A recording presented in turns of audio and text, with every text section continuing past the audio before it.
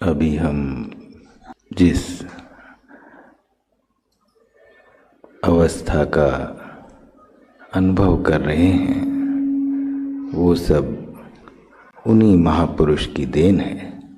और ये बतलाता है कि उन्होंने जो कहा था कि जहाँ 5 भाई मुझे याद करेंगे मैं वहाँ उपस्थित होऊंगा। और उनकी इस साधना में विलक्षण अनुभव होते हैं। इसीलिए जो गुरु महाराज ने सबसे जो यहाँ की बहुत प्रमुख बात है वो है ऊपर से नीचे की साधना। उन्होंने स्वयं लिखा है कि जब हम किसी पहाड़ी की चोटी पर खड़े होकर नीचे की ओर देखते हैं तो हर चीज़ साफ दिखाई दे जाती है। चोटी से नीचे उतरने में समय भी कम लगता है और परिश्रम भी कम होता है। यही बात अध्यात्म ज्ञान में भी लागू होती है। यदि कोई ऐसे गुरु मिल जाए जो एक क्षण में आत्मज्ञान के शिखर पर पहुंचाकर नीचे के सारे दर्शन करवा दें तो आपका काम कितना हल्का हो जाएगा। अधिकतर लोग नीचे से चलते हैं, अपने कर्तव्य और सामर्थ्य पर गर्व रखते हैं, इसलिए वह वस्तु उनके लिए दूर होती है।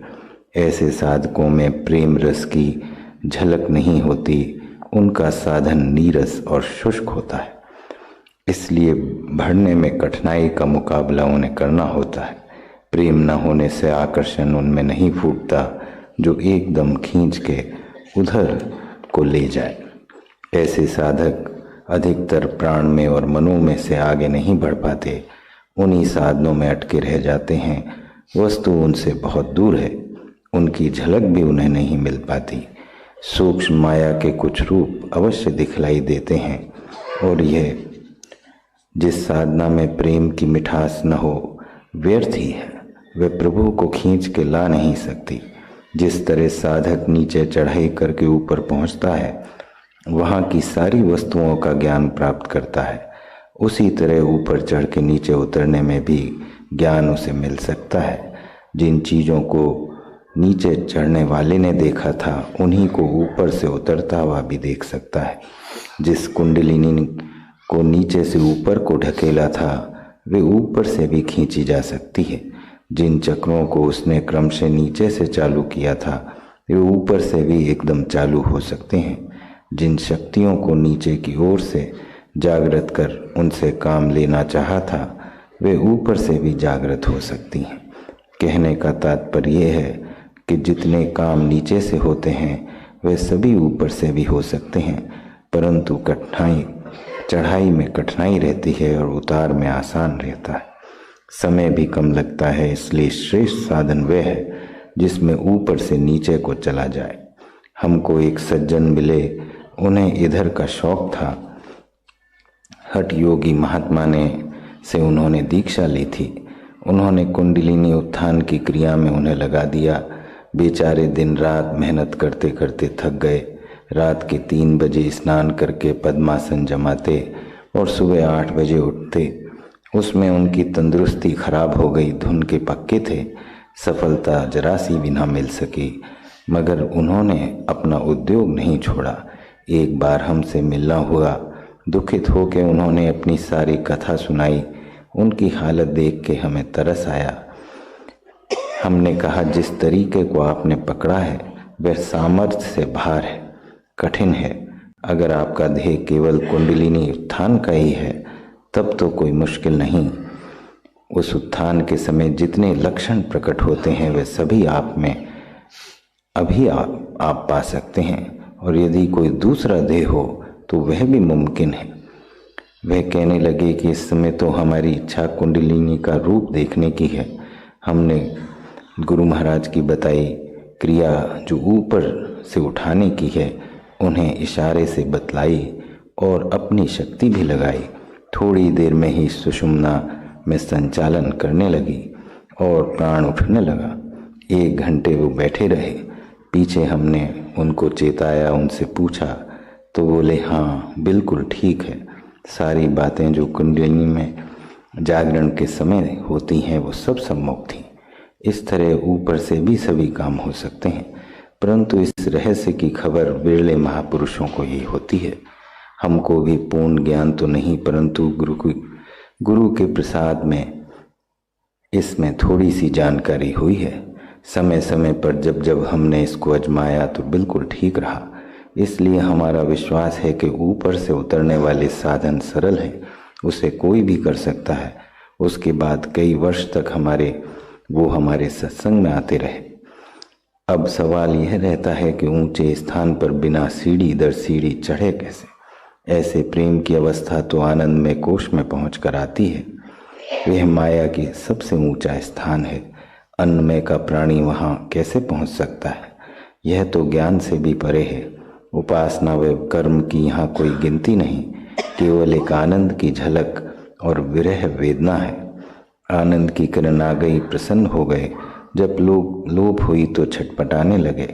न कोई साधन है, न जप है, न कोई पूजा और पाठ है, सिर्फ मिलन की तड़प है और उस तड़प में आनंद का रस है। लोक परलोक की वासना यहाँ नहीं सताती, केवल एक मिलन वासना रहती है। सतरज तम का चक्र तो यहाँ भी रहता है, परंतु महाकारण रूप से ही रहता है। सत प्रधान हुआ तो प्यारे के मुखड़े का आनंद में मग्न हो गए, और जब रज और तर्म के बादल आ गए तो चंद्रमुखी छवि लापता हो गई। उस समय रोने चिल्लाने लगे, अपने प्रेम पात्र को यहाँ वहाँ ढूंढने लगे।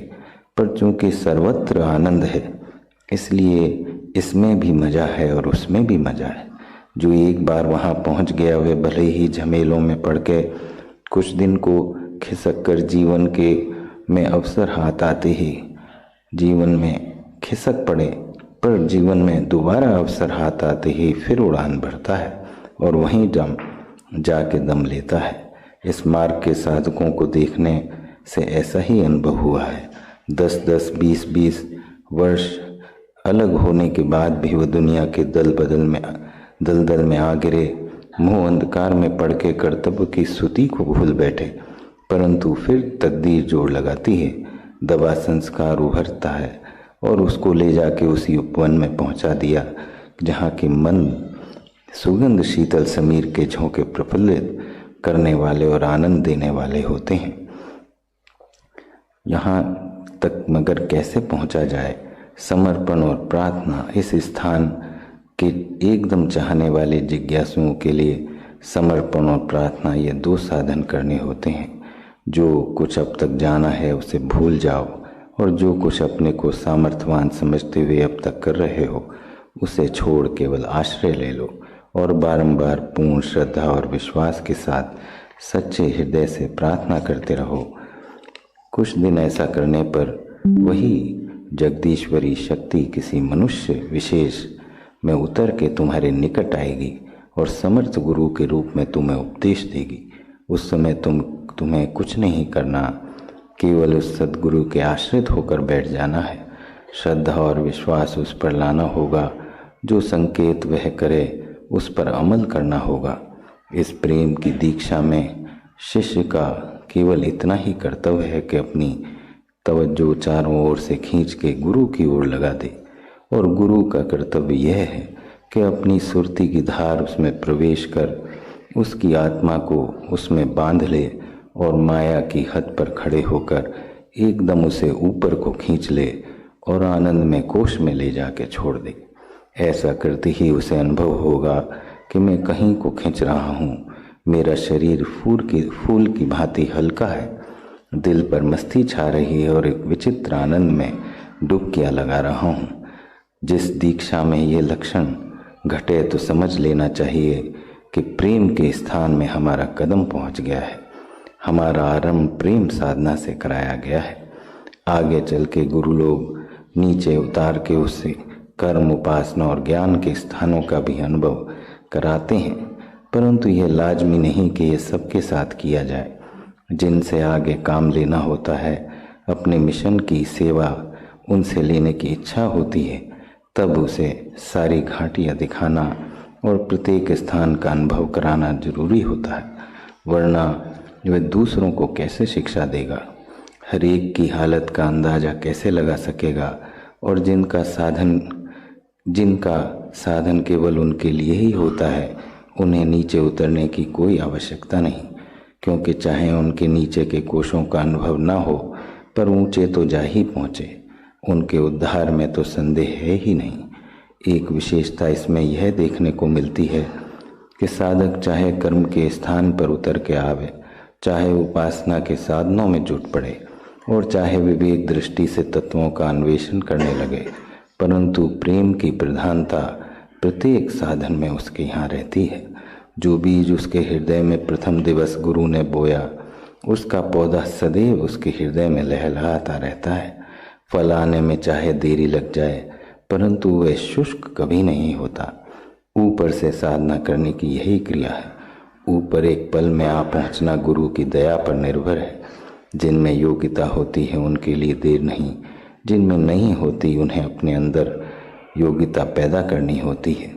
इसमें कुछ दिवस लग सकते हैं, परंतु फिर भी ये काम बहुत जल्दी का है। धारणा, ध्यान और समाधि इसमें अपने ही आप बिना किसी क्रिया के होते रहते हैं। ओम शांति। हम गुरु महाराज के इस दुर्लभ और विलक्षण दरबार में बैठे हैं। उनकी जो कुछ योग्यता की बात कही, तो योग्यता एक जगह उन्होंने लिखा है, और जो हमारे इन सभी संतों के जीवन में हमने देखा है वो है निष्काम कर्म, निष्काम भक्ति, निष्काम सेवा और निष्काम प्रेम। जो ऐसा कर पाया वो अवश्य गुरु महाराज की सभी जो उनको देना चाहते हैं वो प्राप्त कर जाता है। ऐसे महान अवसर पर हम यहाँ बैठे हैं। उन्हीं से प्रार्थना है कि इन सब गुणों को हम में भी उतारें और हमें इस लायक बनाए कि हमें आपके पथ पर चलकर अपने लक्ष्य को प्राप्त कर सकें। 2 मिनट ये नैवेद्य गुरु महाराज को अर्पण कर।